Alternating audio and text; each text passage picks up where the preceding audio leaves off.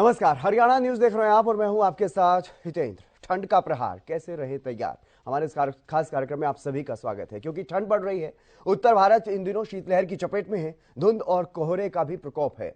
ठंड हरियाणा में भी कई जिलों में रिकॉर्ड तोड़ रही है, जिसे लेकर के घबराने की नहीं, बस अलर्ट होने की जरूरत है, सावधान होने की जरूरत है। क्योंकि एक तरफ जहां ठंड और कोहरे के कारण यातायात प्रभावित है, तो वहीं कुछ ऐसी बीमारियां भी हैं जिनका ठंड में खतरा बढ़ जाता है और इन बीमारियों के कारण जान भी जा सकती है, या यूं कहें कि ये ठंड जानलेवा हो सकती है। एक रिपोर्ट पहले आप देखिए।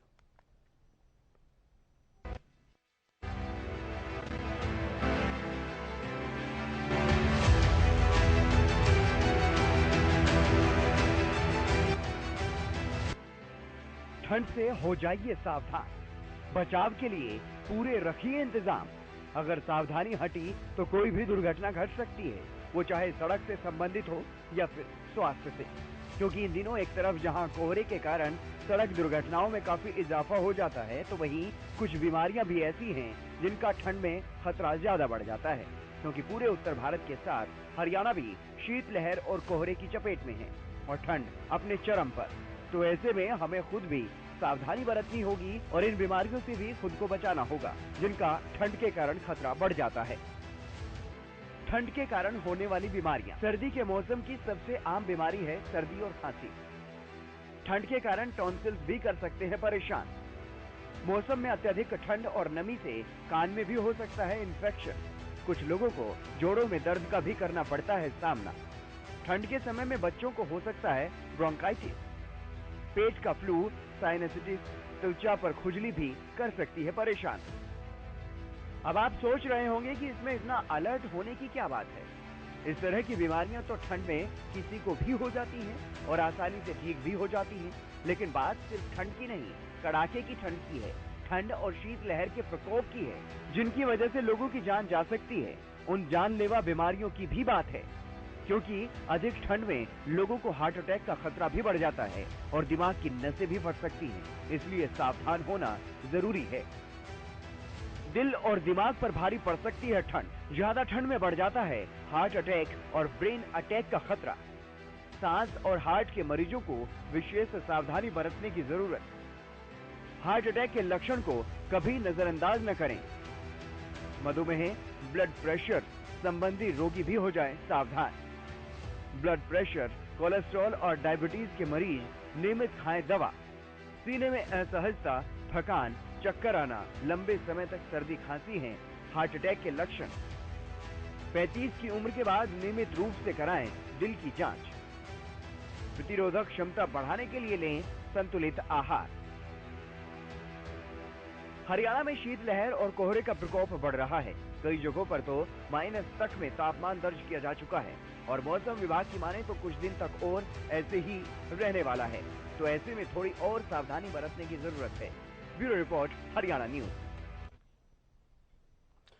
इसी मुद्दे पर चर्चा करेंगे क्योंकि ठंड लगातार बढ़ रही है और ठंड से होने वाले जो असर हैं वो भी सामने आ रहे हैं।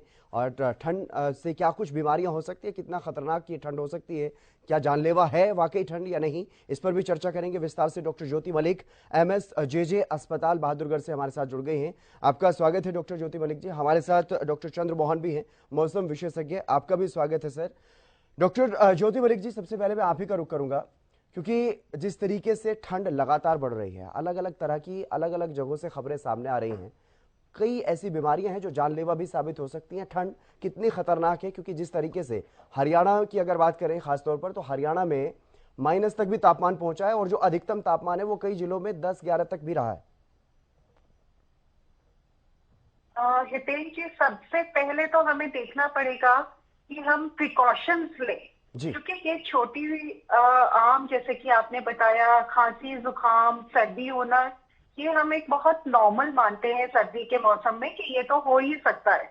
लेकिन अगर हम ध्यान ना दें तो ये चीजें बहुत ज्यादा सीरियस हो सकती हैं, और स्पेशली उन लोगों में जो ऑलरेडी, जिनको कोई चेस्ट प्रॉब्लम्स हैं, चेस्ट के इश्यूज हैं, जैसे ब्रोंकाइटिस है, किसी को एस्थमा है, क्योंकि इतनी ठंड और कोहरे के साथ साथ पॉल्यूशन भी बहुत ज्यादा है हमारे शहर में।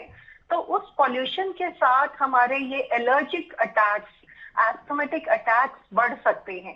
तो इसलिए सबसे पहले तो हमें अपने आप को ध्यान रखना पड़ेगा कि हम अपने को सर्दी से बचाएं। प्रॉपर हम अगर जरूरत है तो ही घर से बाहर निकलें। अगर हम अपनी एक अच्छी डाइट रखें, अपने इम्यूनिटी को, अपने बॉडी के इम्यूनिटी सिस्टम को अगर मजबूत रखेंगे तो भी हम ठंड के प्रभाव से बच सकते हैं। दूसरा ये है कि अगर हम वॉक कर रहे हैं या घर में हैं या एक्सरसाइज करते हैं तो आउटडोर की एक्सरसाइजेस को, अगर पोल्यूशन ज्यादा है, ठंड ज्यादा है, तो अवॉइड करें। या एक्सरसाइज उस टाइम की जाए जब थोड़ा सा जब हमारे टेम्परेचर्स नॉर्मल आ जाए या धुंध कम हो जाए जी।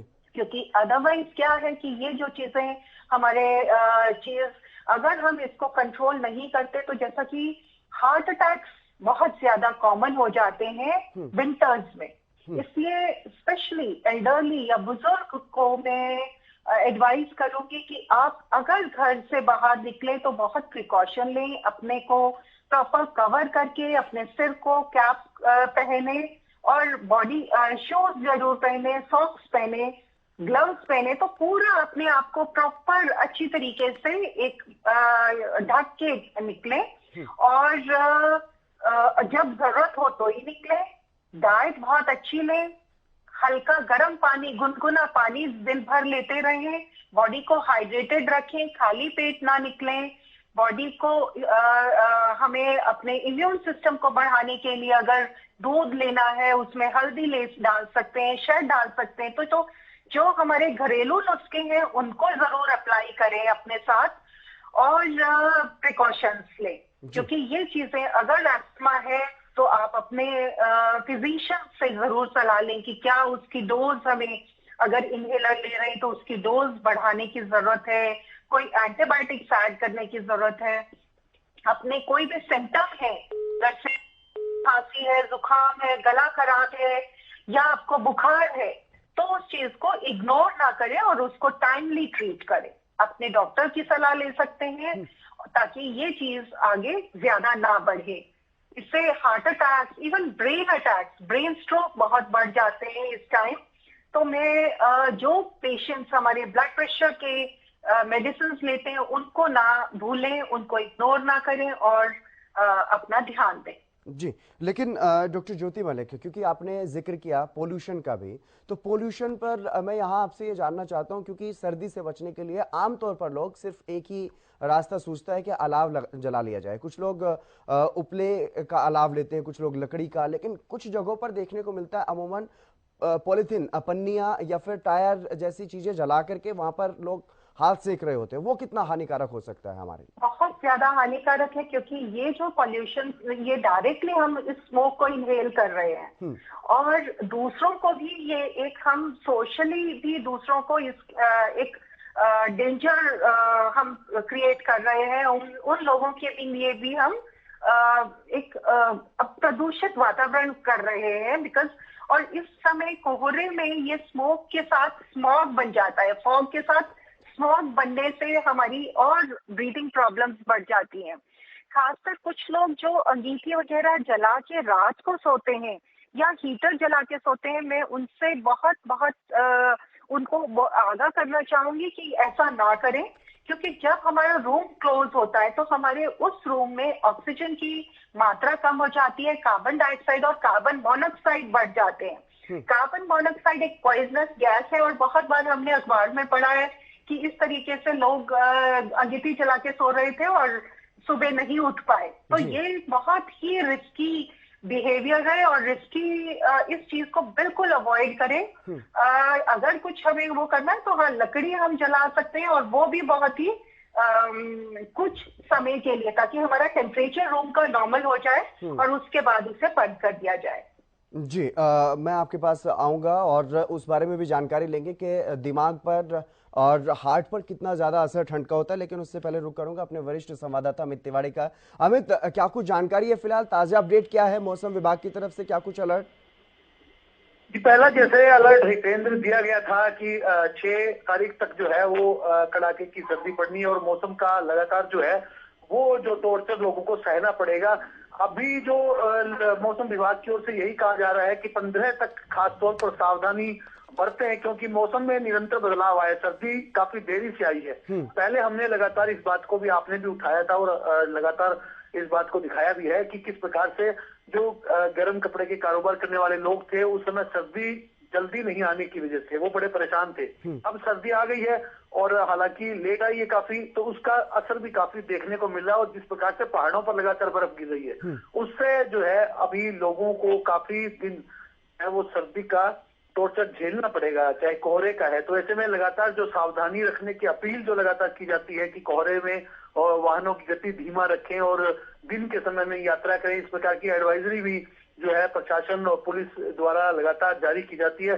फिलहाल के लिए यही है कि अभी सर्दी का सितम जारी रहेगा और खासतौर पर अगर बात करें तो किसान जरूर इस सर्दी से खुशहाल है, कोहरे से उनमें बड़ी खुशी है, क्योंकि जो फसलों को के लिए यह है इस कोहरे को, इस ठंड को वरदान माना जाता है। हालांकि देरी से जो आई है ठंड उस वजह से पहले वे निराश थे, लेकिन अब वे खुश है कि इस प्रकार की सर्दी पड़ रही है और वो मौसम उनके लिए काफी फायदेमंद रहने वाला है। जी जितेंद्र जी, एक तरफ किसानों के लिए कहीं ना कहीं कुछ फसलों में ये फायदेमंद जरूर है, लेकिन जिस तरह से डॉक्टर ज्योति मलिक बता रही थी कि दिल का दौरा या फिर दिमाग में भी इसका असर जो है वो हो सकता है। हाँ जी, चलिए डॉक्टर ज्योति मलिक जी, बहुत शुक्रिया हमारे साथ इस चर्चा में जुड़ने के लिए, और अमित तिवारी जी आपका भी बहुत बहुत शुक्रिया इस खास चर्चा में शामिल होने के लिए।